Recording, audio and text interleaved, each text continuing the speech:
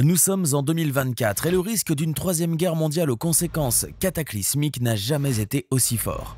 C'est dans ce contexte hautement militariste et pour le moins alarmant que nous avons donc décidé de vous consacrer une vidéo sur les armées les plus sophistiquées et les plus redoutables de la planète.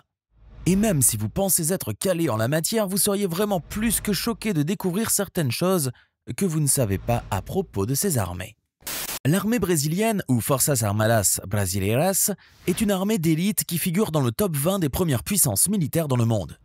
Bénéficiant des dernières technologies militaires et disposant d'une légion de soldats surentraînés, elle est ainsi à même de pouvoir assurer la défense d'un territoire aussi vaste que le Brésil.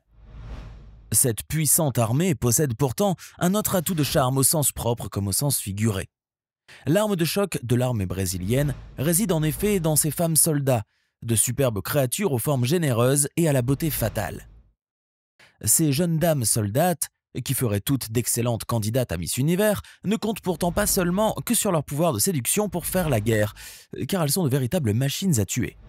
Ces jeunes femmes sont en effet formées aux techniques les plus récentes en matière de combat et de survie et sont au moins aussi motivées que leurs congénères masculins. Et ces soldats ont d'ailleurs déjà démontré avec brio leur capacité sur le terrain, puisque la plupart d'entre elles ont déjà été affectées dans des zones de guerre un petit peu partout dans la planète, dans le cadre de missions de maintien de la paix de l'ONU. Même si le Bhoutan est un des plus petits pays du monde, il n'en demeure pas moins qu'il possède une armée digne de ce nom, avec laquelle il ne vaut mieux pas plaisanter. Niché au cœur même des montagnes de l'Himalaya, le royaume du Bhoutan ne compte que quelques 780 000 habitants et son armée n'atteint même pas les 10 000 soldats. Ces militaires, qui forment les forces armées du Bhoutan, sont pour la quasi-totalité des fantassins, le royaume himalayen ne disposant ni de marine de guerre ni de forces aériennes. Le Bhoutan compte en fait sur l'armée indienne pour assurer la protection et la souveraineté de son espace aérien. Bien que sa position géographique et la typologie de son territoire montagneux constituent une défense naturelle plus que suffisante. Le royaume est en effet bordé par certaines des plus hautes montagnes de la planète, ce qui en fait une forteresse totalement inexpugnable. Mais si le Bhoutan ne dispose pas d'une grande armée, le manque d'effectifs est compensé par la motivation sans faille de ses soldats et par leur courage légendaire. Et parmi les rangs de cette glorieuse armée se trouve une unité d'élite dont le rôle principal est la protection du roi. Ces soldats qui n'ont rien à envier aux Navy Seals ont subi un entraînement carrément surhumain destiné à en faire justement des surhommes, capables d'affronter les pires scénarios avec une détermination sans borne. Ces valeureux soldats qui sont triés sur le volet dédient leur vie à leur suzerain, exactement comme au temps jadis où le roi était suivi comme son ombre par un groupe de gardes du corps qui lui étaient fidèles jusqu'à la mort. N'oubliez pas de cliquer ici pour vous abonner si vous aimez cette vidéo et d'activer la petite cloche des notifications, histoire de ne plus rater aucune de nos vidéos. Allez, on continue. On a vu que certains pays ont des armées ridiculement réduites, mais savez-vous que certaines nations de par le monde ne disposent même pas d'un embryon d'armée? Walou, nada, même pas le moindre petit soldat. Et oui, car un pays constitué principalement d'atolls coralliens à l'image de Nauru ou des îles Marshall n'a pas vraiment besoin de fantassins ni d'obusiers et encore moins de sous-mariniers ou de pilotes d'avions de chasse. En effet, ces tout petits États ne dépassent guère les 500 000 habitants et la défense de leur territoire national est prise en charge par les grandes puissances occidentales.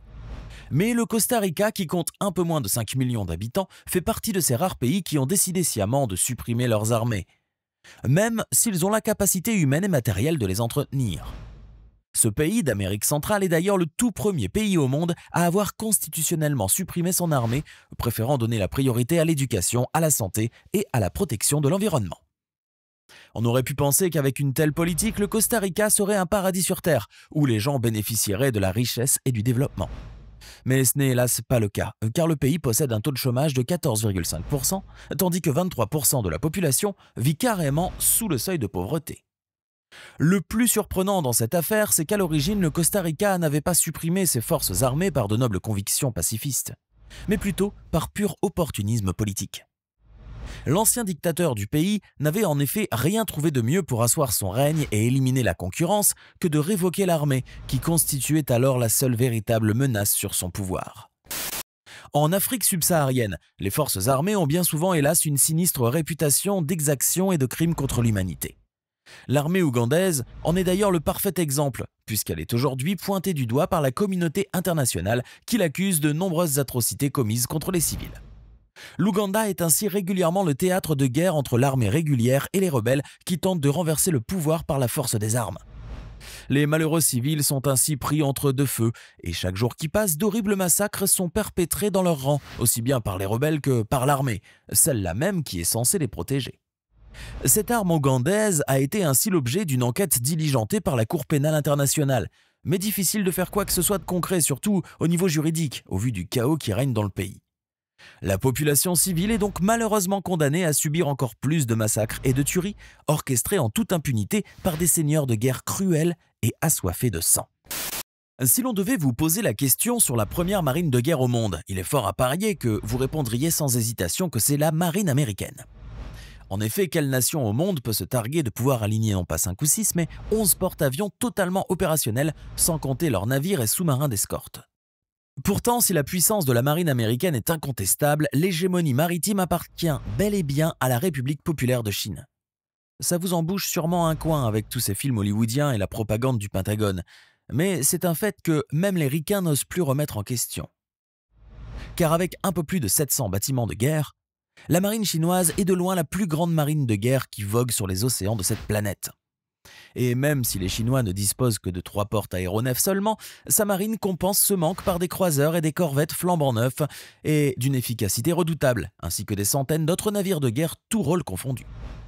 Et comme si cela ne suffisait pas, la marine chinoise est également équipée d'une armée de sous-marins d'attaque, dont certains sont à propulsion nucléaire et qui n'ont strictement rien à envier aux mythiques meutes de U-boats allemands qui terrorisaient les Alliés durant la Seconde Guerre mondiale.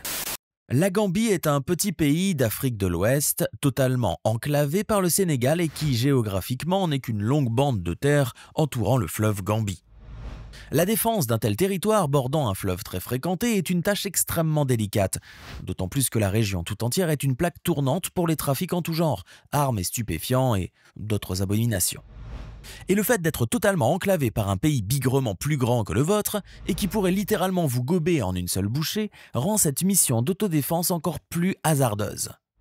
Toutefois, l'armée gambienne tente qu'à un cas de surmonter toutes ces épreuves afin de s'affirmer malgré tout comme un acteur local à prendre en considération.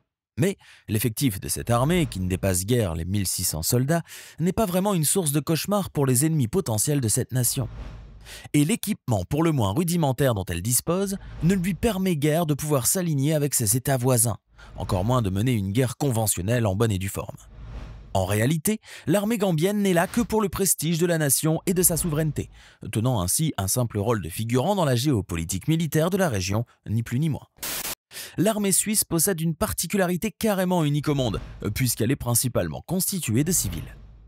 Ce sont en effet les citoyens et les citoyennes suisses qui composent les rangs des forces armées suisses et qui assurent ainsi la défense de l'ensemble du territoire, sur terre comme dans le ciel.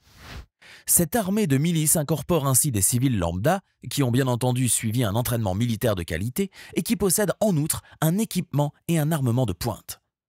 Et le fait qu'ils ne soient à l'origine que de simples civils n'enlève rien au fait que les militaires suisses soient de véritables soldats d'élite, capables d'affronter tout ennemi qui aurait le malheur de s'en prendre à leur pays. Ces soldats suisses sont en effet de redoutables tueurs en temps de guerre, étant les dignes héritiers des légendaires mercenaires suisses qui faisaient jadis la pluie et le beau temps sur le vieux continent. Bien évidemment, on est bien loin de ces temps-là, mais toujours est-il que l'armée suisse actuelle n'est vraiment pas un adversaire facile, et même les plus puissantes armées n'oseraient pas se frotter à eux. C'est d'ailleurs grâce à leur bravoure sans faille et leur pugnacité au combat que la Suisse a pu bénéficier si longtemps de sa neutralité, même dans les moments jugés les plus sombres de l'histoire. Pour résumer, disons que l'armée suisse est à l'image de son fameux couteau suisse, très joli à voir et diablement efficace. Décidément, l'esprit militariste est partout, même dans les endroits où l'on s'y attendrait le moins. Au Vatican, par exemple, une demeure sacrée du christianisme et résidence papale, mais également le plus petit État du monde, avec une superficie totale de 0,439 km². Ce micro-État possède néanmoins une armée, enfin pas vraiment une armée conventionnelle, comme les autres pays, avec une composante terrestre, marine et aérienne. Non, car l'armée du Vatican est autrement plus pittoresque, bien qu'elle n'en demeure pas moins redoutable. Il s'agit de la garde suisse pontificale, une force militaire d'élite dont le rôle est de veiller à la sécurité du pape ainsi que du Vatican. Cette garde à l'accoutrement insolite tient ses origines des anciens détachements de mercenaires suisses qui servaient de garde du corps aux souverains européens depuis le XVe siècle. Mais même si leur uniforme bigarré ne leur donne pas vraiment une allure menaçante, ces soldats sont vraiment très loin d'être des clowns, puisqu'ils sont rompus aux techniques de combat rapprochés et disposent d'un armement à la Rambo.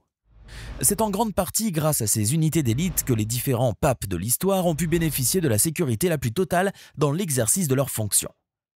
L'effectif annuel des gardes suisses ne dépasse guère les 135 soldats tous triés sur le volet et ayant prêté un serment d'honneur dans lequel ils s'engagent à sacrifier leur vie pour défendre le pape et le Vatican. En somme, avec une telle garde pour veiller sur lui, le pape peut donc dormir sur ses deux oreilles sans jamais craindre pour sa sécurité. Et comme toujours, sur votre chaîne YouTube préférée, nous vous avons réservé le meilleur pour la fin avec cette séquence qui vous donnera certainement des cauchemars cette nuit. Car nulle armée, en ce bas monde, ne saurait être plus menaçante ni plus redoutable que la fatidique armée populaire de Corée. Oui, on parle bien de la Corée du Nord, vous savez, ce petit pays gouverné d'une main de fer par son petit tyran ventripotent, Kim Jong-un. Au cas où vous auriez zappé cette information, la Corée du Nord est probablement le pays le plus militarisé de la planète. Son armée, composée de 1 125 000 soldats actifs et 9,5 millions de réservistes, est d'ailleurs considérée comme la 4e plus importante armée du monde en effectif. Ces légions de soldats et de soldates ont subi un lavage de cerveau par la propagande du régime, ce qui fait d'eux des combattants acharnés et fanatiques, préférant mourir au combat que de se rendre à l'ennemi. Et cette immense armée est également très bien équipée puisque le régime militariste dépense des milliards de dollars chaque année en armement auprès de fournisseurs comme la Chine et la Russie. La Corée du Nord dispose ainsi de milliers de chars d'assaut, d'obusiers et d'aéronefs de guerre, sans compter ses propres usines de munitions et de véhicules militaires qui tournent à plein régime. Mais la plus grande force de la Corée du Nord est sans nul doute sa capacité de frappe nucléaire étant donné que le pays possède l'arme atomique. Et grâce à son programme spatial et balistique, le pays de Kim Jong-un est aujourd'hui en mesure d'envoyer des missiles intercontinentaux frapper jusqu'au cœur des États-Unis et de l'Europe. Maintenant, dites-nous dans les commentaires ce que vous pensez de ces choses que vous ne saviez sûrement pas sur ces armées. N'oubliez pas de vous abonner et de cliquer ici pour regarder une autre de nos superbes vidéos.